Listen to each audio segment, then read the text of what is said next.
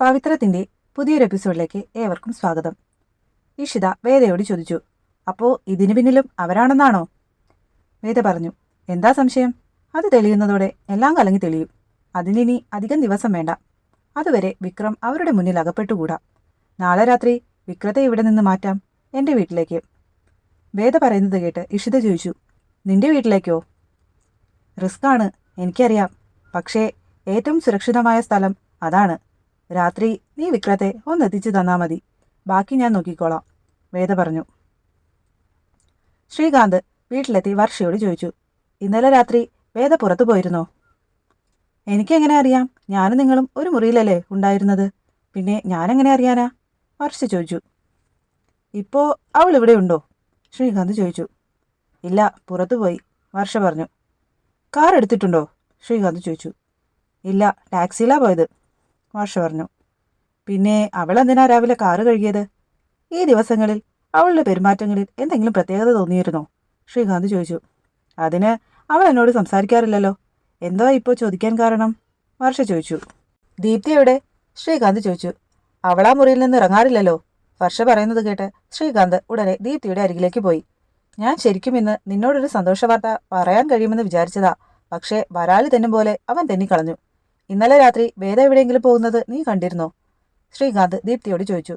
ഇല്ല, ഒരു 1:30 സമയത്ത് ആരോ ഇതിലൂടെ നടക്കുന്നത് പോലെ തോന്നിയിരുന്നു. ഞാൻ വാതിൽ തുറന്നു നോക്കിയപ്പോൾ ആരെയും കണ്ടില്ല, ദീപ്തി പറഞ്ഞു. വരുണിന്റെ കൊലയ്ക്ക് വാസവൻ പകരം വീട്ടി എന്നുള്ളതായിരുന്നു നിന്നോട് പറയാനിരുന്ന ഹാപ്പി ന്യൂസ്. പക്ഷേ അവൻ ഇന്നലെ രാത്രി വാസവന്റെ മുന്നിൽ നിന്ന് രക്ഷപ്പെട്ടു കളഞ്ഞു. രക്ഷപ്പെടാൻ അവനെ സഹായിച്ചത് നിന്റെ ചേച്ചിയാ വേദ. കാര്യം നീയും വരുണുമായിട്ടുള്ള വിവാഹത്തിന് എനിക്ക് സമ്മതമായിരുന്നില്ല. പക്ഷേ ഞാനത് തുറന്നു പറയുകയാ ചെയ്തത്. അല്ലാതെ നിന്റെ വരുണിന്റെ കൂടെ നിന്നിട്ട് അവസരം വന്നപ്പോൾ വെറുമൊരു പൂച്ചയെ കുഞ്ഞിനെ കൊന്നുകളയുന്നത് പോലെ കൊന്നുകളയുകയല്ല ചെയ്തത്, ശ്രീകാന്ത് പറഞ്ഞു. വിക്രം ചേട്ടൻ ഒരിക്കലും അങ്ങനെ ചെയ്യില്ലെന്നാ വേദേച്ചി പറയുന്നത്, ദീപ്തി പറഞ്ഞു. അവനെപ്പോലെ ഒരു ബോൺ ക്രിമിനൽ എന്തും ചെയ്യും. നീ വിശ്വസിക്കില്ലെന്നറിയാം. എന്നാലും ഞാൻ പറയാം, വരുണിന്റെ കൊലപാതകം വിക്രം പ്ലാൻ ചെയ്ത് നടത്തിയ ഒന്നാണ്. ഇതിനു മുൻപും ആശുപത്രിയിൽ വെച്ച് വിക്രം അതിന് ശ്രമിച്ചിട്ടുണ്ട്. അവൻ നീയുമായി ബന്ധമുണ്ടെന്നറിഞ്ഞപ്പോൾ അവനുമായി പ്രശ്നമില്ലെന്ന് വരുത്തി തീർത്ത് ഇലക്ഷന്റെ ഇടയിൽ മനഃപൂർവ്വം ഒരു ലഹളയുണ്ടാക്കി വരുണിനെ കൊന്നു. എന്നിട്ട് ആ കൊലപാതകയെ രക്ഷിക്കാനാ നിന്റെ ചേച്ചി ഇറങ്ങി പുറപ്പെട്ടിരിക്കുന്നത്. എല്ലാത്തിനും അവൻ കണക്ക് പറയേണ്ടി വരും, നിന്റെ കണ്ണീരിനും. അതിനിപ്പോ ഒരു വിലയും കൽപ്പിക്കാത്തത് നിന്റെ ചേച്ചിയാ. അത് ഓർമ്മയിലുണ്ടായിരുന്നാ മതി. ഇത്രയും പറഞ്ഞ് ശ്രീകാന്ത് പോയി. ഇത് കേട്ടപ്പോൾ ദീപ്തിക്ക് സങ്കടവും വേദയോട് ദേഷ്യവും തോന്നി. ശ്രീകാന്തും ചന്ദ്രശേഖരനും പുറത്തു വെച്ച് ഒരു കൂടിക്കാഴ്ച നടത്തി.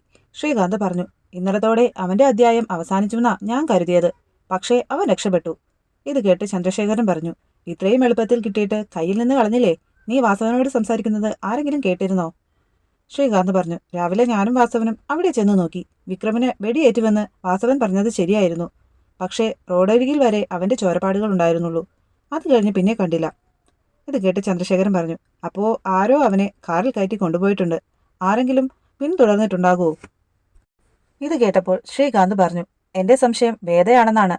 രാവിലെ ഞാൻ വാസവനെ കാണാൻ പോകുമ്പോൾ വേദ കാറ് കഴുകുന്നുണ്ടായിരുന്നു. പൊതുവെ അവള് വണ്ടി ഓടിക്കാത്തതാ. പക്ഷേ ഇന്ന് പതിവില്ലാതെ അവൾ ചെയ്യുന്നത് കണ്ടപ്പോൾ ഞാൻ ഒന്ന് ചോദിച്ചു. അവളുടെ സംസാരത്തിൽ ഒരു അഹങ്കാരവും പുച്ഛവുമൊക്കെ. ഇത് കേട്ട് ചന്ദ്രശേഖരൻ ചോദിച്ചു, അതിനെന്നാ അവൾക്ക് നിന്നോട് ബഹുമാനമുണ്ടായിട്ടുള്ളത്? ഞാൻ അടുത്തു ചെന്നപ്പോൾ എന്തോ മറയ്ക്കാൻ ശ്രമിക്കുന്ന പോലെ അവൾ കാറിനുള്ളിലേക്ക് നോക്കി. സാധാരണ കാറിന്റെ പുറമല്ലേ കഴുകുക? ഇവള് കാറിന്റെ അകംവശ കഴുകിയേ, കാറിന്റെ പിൻസീറ്റും കഴുകി, ശ്രീകാന്ത് പറഞ്ഞു. അതെന്തിനാണെന്ന് ചോദിച്ചില്ലേ? ചന്ദ്രശേഖരൻ ചോദിച്ചു. ഇന്നലെ രാത്രി അവളാകോ വിക്രമിനെ ആ സ്പോട്ടിൽ നിന്ന് രക്ഷിച്ചിട്ടുണ്ടാകുക? ശ്രീകാന്ത് ചോദിച്ചു. നീ ഫോൺ ചെയ്യുന്നത് അവൾ കേട്ടിട്ടുണ്ടാകും. രാത്രി എല്ലാവരും ഉറങ്ങിയെന്ന് കണ്ടപ്പോൾ അവൾ പോയിട്ടുമുണ്ടാകും. ശ്രീകാന്തേ, നിന്റെ ബുദ്ധിയല്ല അവളുടേത്. വിക്രമിനെ ഒളിപ്പിച്ചത് അവളാണെങ്കിൽ അത് നമ്മൾ കണ്ടെത്തുക തന്നെ വേണം. ആരും ശ്രദ്ധിക്കാത്ത ഒരിടത്തായിരിക്കും അവൻ. ഇനി നീ എന്തായാലും അവളെ ഒന്ന് പ്രത്യേകം ശ്രദ്ധിച്ചേക്ക്. അവളുടെ അസ്വാഭാവികമായ ഒരു ചലനം പോലും നീ മിസ്സാക്കരുത്, ചന്ദ്രശേഖരൻ പറഞ്ഞു. പിറ്റേന്ന് രാവിലെ പത്രം വായിച്ചുകൊണ്ടിരുന്ന മാഷിനരികിൽ വന്ന് വിനായകൻ എത്തി നോക്കുന്നത് കണ്ടപ്പോൾ മാഷ് പത്രത്തിലെ ഒരു പേജ് വിനായകന് കൊടുത്തു. അത് നോക്കിക്കൊണ്ട് വിനായകൻ പറഞ്ഞു, ഞാൻ അവന്റെ വല്ല ന്യൂസും ഉണ്ടോന്ന് നോക്കുമായിരുന്നു. ഇത് കേട്ട് മാഷ് ചോദിച്ചു, എന്നിട്ടെന്തിനാ? കൃത്യമായിട്ട് അയാളെ ഒറ്റ കൊടുക്കാനാണോ?